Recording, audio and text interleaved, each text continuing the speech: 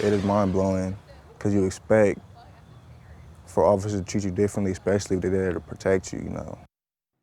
Tonight, the Mansfield teenager at the center of this disturbing video is telling his story for the very first time since last week's arrest was caught on camera. The officer seen tossing that teen, then dragging him, has now been suspended for 60 days by Mansfield police. But that teen and his mother believe the officer's punishment didn't go far enough. And 5 on Your Side investigator Scott Knoll has more tonight in a story you'll only see on 5.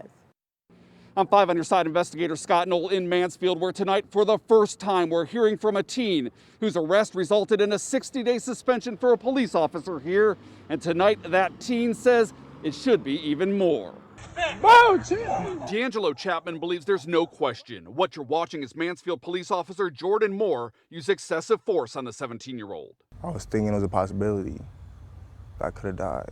Chapman says he was trying to calm his father down as police took him into custody last week, but he never made it to his dad. Instead, cell phone video captured police tackle him. Chapman handcuffed, picked up and tossed, then dragged by his collar. Stop moving! Stop moving! On the video, you can hear the 17-year-old tell police he's not resisting. I'm not resisting! I used to only just see in videos, you know, and it's just like anybody else would be like, oh, that's so terrible, but when you actually experience it, it just makes it different. His mother, Crystal McKinney, says the video shows her handcuffed teenager being, in her words, manhandled. As a mother, if I was to sprain his wrist or if someone was to see me dragging him by the collar of his shirt outside, I could go to jail. But you can do this to my son? She says she's grateful the officer involved was suspended, but doesn't think the punishment went far enough. That's not holding him accountable. That's like a tap on the wrist, not even a slap. Both mother and son worry the 60-day suspension doesn't send a strong enough message that this kind of behavior by those sworn to protect and serve won't be tolerated. Because that one bad apple makes the whole bunch look bad.